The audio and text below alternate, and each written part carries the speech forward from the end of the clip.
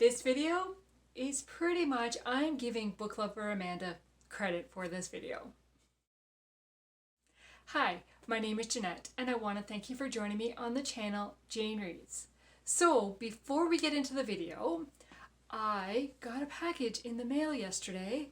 Well, not really in the mail, from Amazon on my porch. And my husband brings it in and says, "Hey, you got something. What did you order?" And I said, "I didn't order anything." And he's like, "Well, open it." I said, it feels like a book on the package. Like I really should film the opening. And we were getting ready for bed when he noticed it, so I was not comfortable to film. And so he's like, "No, you gotta open it because I want to know what it is." And I'm like, "Okay, fine." And it was Sunburst by Susan May Warren. This is book number 2 of her, what's it called? The Sky King Rant series, and it was the one that I was missing. And the gift note is, it's from Amanda and says, "Since you recently said you needed book 2 of this series, here it is. I hope you enjoy. I really enjoyed book 1 and book 2. Love you." Thank you, Amanda. So I will link Amanda's channel below. She is an inspiration to me. I enjoy watching her videos. And I was trying to come up with a video idea. I was like, okay, what am I going to do this month? And I thought, well, this week. And I was thinking about a shelf spotlight and like, what kind of theme do I want to spotlight books? And when I saw this one, it was like, oh, I'll do books with a one-word title. So that is why Amanda is getting credit, because she inspired my idea by sending me this. And then when I got home from work today, I was really cold. I had to put on long sleeves. So I just went and grabbed long sleeves and didn't even think about it till I was sitting down to film this. I'm reading It's a Good Day to Read a Book, which is a shirt very similar to what Amanda has, but hers is short sleeve, mine is long. I was like, wow, I've got all the Amanda vibes in this video. So I had a lot more books on my shelf with one-word titles than I thought I did. I'm going to try to hold them up and not drop them.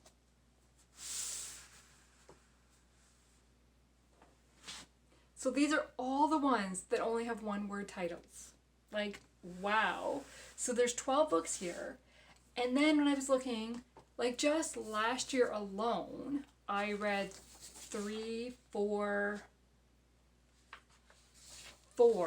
on my Kindle that were all one-word titles. Yeah. So I don't know. When I realized there was 12 here, I'm like, I really wanted to talk about some of my Kindle ones because some of them were favorites. So I'm going to very quickly highlight the Kindle ones.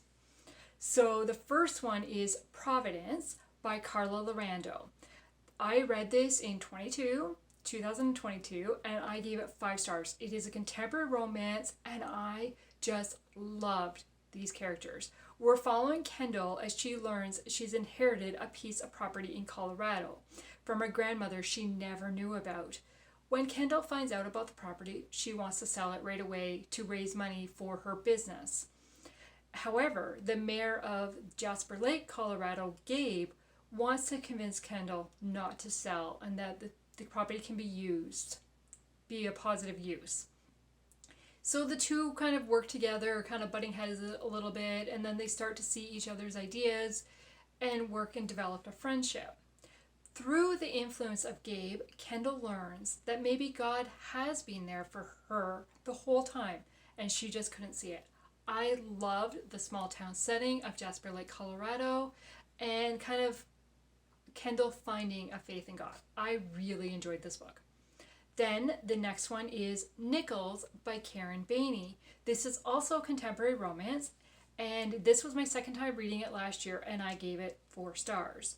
Nikki is a software engineer and has just gotten her dream assignment, but she soon discovers that she has to work with her roommate's brother, who made her high school years hard.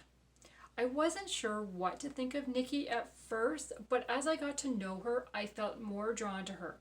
And then Kyle enters the scene, and I really enjoy the interactions between these two. The quips back and forth really kept me entertained. Once I became invested in the two characters, I had to know how things would work out, and we see Nikki discover God is there for her and that she is not alone. The author does a great job of taking a very technical job, software engineer, and writing it in a way that those not involved in the field can follow. And kind of watching Nikki discover a faith and learning and kind of changing, I really enjoyed this book. Then the next one is Kept by Sally Bradley. This is also a contemporary romance, and it was my second time reading last year, and I gave it 5 stars again. The author does not shy away from hard, tough topics. All characters, both believers and unbelievers, had flaws, and it felt really realistic.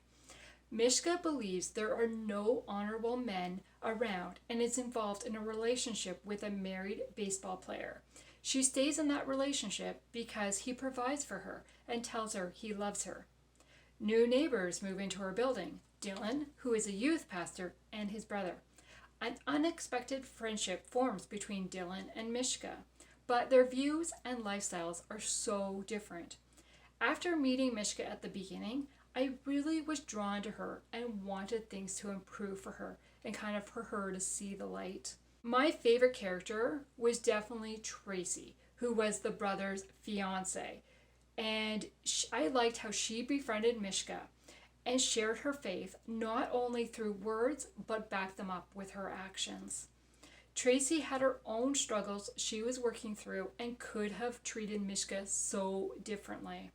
But the friendship that formed between these two was wonderful and heartwarming and an encouragement to see, and we should all be like Tracy.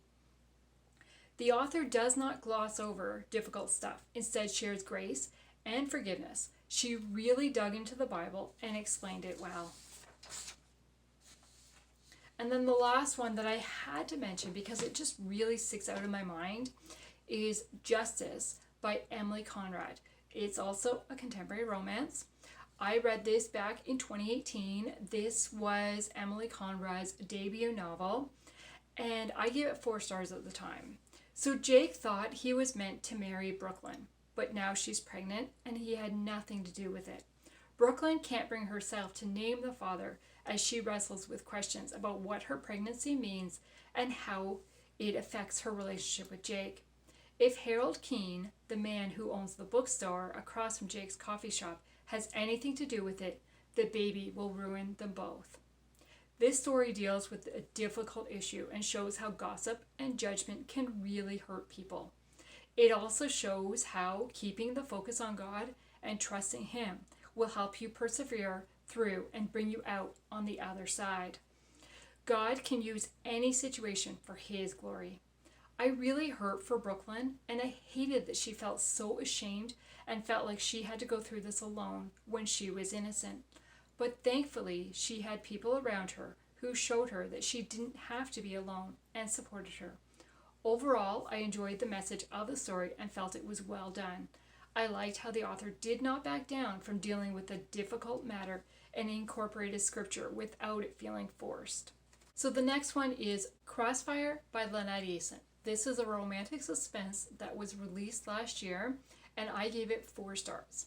Juliana has honed the ability to stay calm under pressure and has become a top-rated hostage negotiator for the FBI. She is called to a hostage situation and ends up meeting school resource officer Clay, who has arrived on the scene after learning that his younger sister Reese is one of the hostages. Clay is intrigued by Juliana and her job. Once the hostage situation is resolved, he explains an event that he is hosting at the school and asks if she will come and speak about her job. She agrees, and a friendship begins to develop between them. Clay and Juliana both have younger siblings who they are very close to and protective of, Reese and Dottie. The 2 girls themselves end up forming a relationship, and an event happens while they're together, and it leads Clay and Juliana to ask, was this random, or were the girls targeted? Meanwhile, Juliana keeps getting personally requested to hostage situations by the hostage taker. This has not happened in the past and leads her to ask why. As much as I tried, I could not figure out who the villain was and what motivated them until Juliana had it figured out. But I loved getting an inside look at negotiating and the way the whole team, the negotiator, the research analyst, and the SWAT team must work together in these situations. I really enjoyed how the story showed that God is always there for us. He doesn't stop the bad stuff from happening because we live in a fallen world and people have free will, but He is there to help us through it. I really enjoyed the sibling relationship with both Clay and Juliana and their sisters. The only thing I struggled with at times was the POV would switch to a particular person and I couldn't figure out how they fit into the story. Their involvement wasn't revealed till the very end. Only just before the reveal did I guess how they were involved. I don't think their sections were really added to the main storyline. But otherwise, I recommend this book. Okay, so from my shelves, I've got Flashover by Dani Mentink. This is a love-inspired suspense, and it was released in January of 2009. I have read it, but honestly, I have no idea. Other than we're focusing on firefighting. Recuperating firefighter Ivy Brera is determined to find out what is going on when a young man, Mo, goes missing, and his only friend turns up dead. Ivy is sure the double mystery is linked to the string of numbers Mo chanted before he vanished. She asks her best friend, computer expert Tim, to uncover a pattern, to make two shocking discoveries. They have unexpected romantic feelings for one another, and Mo is in serious danger. They better find him fast, or the truth and their dreams will go up in smoke. So according to Goodreads, I rated this 4 stars at the time, but I didn't leave any notes about it. So I enjoyed it, but that's all I can say. But it stayed on my shelves. Then we've got Missing by Lynette Eason. This is another love-inspired suspense, and I just reread it this year, so I will link my review in the description below. And this one we are following U.S. Marshal Mason Stone and Lacey Gibson. So Lacey and Mason were high school sweethearts, and then something happened, and Lacey left. Lacey has now returned and shows up on Mason's doorstep asking for his help because her daughter has gone missing. We discover very early on that the daughter is Mason's that he never knew about. And so can Mason get over that hurt, and can they find the daughter before something sinister happens? I gave this one 4 stars. I really enjoyed it. And then we've got Jimmy by Robert Whitlow. Again, I don't really remember much about this book. It just says, once you look at the world through Jimmy's eyes, you'll never see it the same again. Jimmy's world is a place where a boy can grow to be a man, even if he's special. Where angels hover, mostly unseen, where danger can happen and hearts can falter, but love is never wasted. I remember really enjoying this book, and I really want to reread it because I don't remember why I enjoyed it so much. But every time I think about Robert Whitlow's books that I enjoyed, this is always the first one that comes to mind. It just says general fiction on the back. Then we've got Terri Blackstock. So this one is Predator, and this one is a romantic suspense. And it just says, her search for the predator has made her the prey. I'm not going to read the whole back because I have a few to talk about. But yes, this is another one that I really remember enjoying. And again, I don't remember enough about it. I hope to reread it at some point. Then we've got Intervention by Terri Blackstock. Another romantic suspense, because that's really what she's known for. And it says, her last hope is the beginning of a new nightmare. And I don't know if this one is I'm pretty sure this is a standalone. I'm pretty sure Predator is a standalone as well. Pretty sure, but yes. Okay, then we have another Terri Blackstock, Distortion. This one is book 2, yes, book 2 of the Moonlighters series. And it says, a husband's lies can have deadly consequences. So basically the husband gets murdered, and when they're looking into it, they discover there's more about his life than they knew. I remember really enjoying this series, and it is on my reread list for this year. And the last Terri Blackstock, Aftermath. Now, here it kind of looks like it's 2 words, but here it's 1 word. So I just reread this for the 2nd time this year, and it follows a devastating explosion, a trunk full of evidence, an attorney who will risk it all for an old friend. I gave this one 5 stars. Both times I read it, I really enjoyed it. And we are following Dustin, who gets stopped by the police with suspected of being a bomber, or the bomber. And then we follow Taylor, who was at the venue that had the bomb happening. And then we're following Jamie, who is the attorney, friends of Dustin, who is trying to prove his innocence. And we're following this through. So we're seeing kind of Taylor dealing with the aftermath and of being there and what happened to her friends. And then Dustin's situation of being framed and set up, and can they figure out what's going on. So I really enjoyed kind of seeing both sides of it. And yeah, this one really edged my seat. I loved this story. Okay, now we're moving on to ones that are on my shelves that I have not read. Oh, no, we're not. Sorry, I missed one. We have Sabotaged by Dani Pettrey. So this is a 5-book series with, there's also a novella, so 6.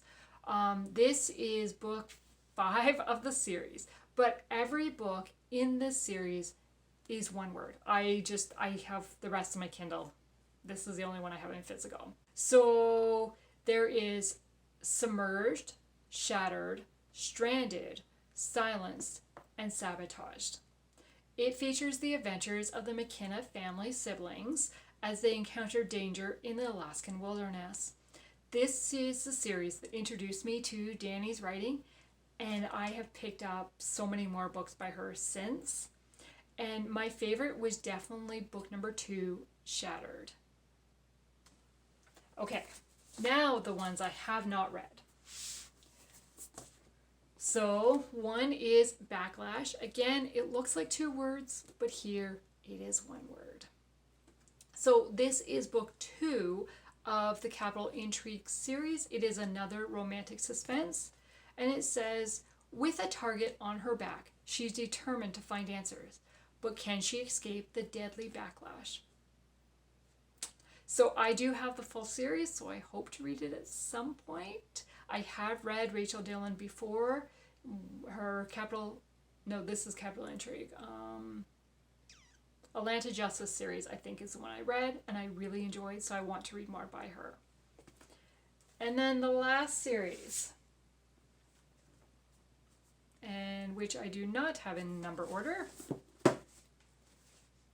So we have Sunrise, Sunburst, and Sundown. This is a romantic suspense series by Susan May Warren, who is one of my favorite authors. And I don't know really much about this. I have read the back of Sunrise, but that's about it because these are the sequels. So I don't really want to know much about them until I've read this one. So it says, coming home was never the plan. After a terrible family fight, pilot Dodge Kingston left home to join the Air Force. A decade later, he's headed back to the destiny that awaits him as heir to the Sky King Ranch. But that's not all that's waiting for him at home. Echo Yazzie is a true Alaskan woman, a homesteader, dog sletter, and research guide for the DNR. After her childhood best friend and former flame, Dodge, fled Denali, she settled into a life on the Alaskan range. She's made her peace with being left behind by her mother and by Dodge, and she's strong enough to live without them. When one of Echo's fellow researchers goes missing, Echo sets out to find her despite a blizzard, a rogue grizzly haunting the woods, and the biting cold. What she doesn't know is that there are more than just regular dangers on the Alaskan forest stalking her. As Dodge sets out to find Echo, he can't ignore the feelings he still has for her. But will he be able to find her in time? And if he does, is there still room for him in her heart? I love how Susan takes family, sibling stories and kind of really makes it feel like a family and has them looking out for each other. I really enjoy that. So I am looking forward to this series. And as Amanda said, she really enjoyed book 1 and book 2. So I have high hopes. But now after reading that, I'm like, I don't think I want to read that during the summer. I don't know. It just feels, I mean, it's talking about a blizzard, right? So I think I might want to save this series for the winter. But who knows, right? So I have read, or I own, quite a few books that have one-word titles, which really shocked me as I was kind of pulling them off my shelf, how many I actually own, because I didn't think there was that many published with one-word titles. So that's really kind of cool. There is 2 other series that I have read, quite a few of the series. There is a Montana Marshals by Susan May Warren and Pendleton Petticoats by Shanna Hatfield that are both, each book is titled by the main character's name. So in Shanna's series, it's all the main female characters. So like Andy, Millie, Marnie, Birdie, Lacey, for example. In Susan May Warren's series, it's kind of a mix of both. We've got Knox, Tate, Ford, Fraser, Wyatt. Like, they're not all male characters though, because there is an Iris in there. So yeah, like there's quite a few with one-word titles. So I think you might be shocked how many books you've read with one-word titles. So that is my video today. I'd love to chat in the comments below. What is your favorite book with a one-word title? Have I read it? Do I need to read it? I'd love to chat. Thank you for taking the time to watch this video today, and I would love it if you would like and subscribe to my channel. And once again, thank you to Amanda for this book. I'm really looking forward to it. Have a good day. Bye.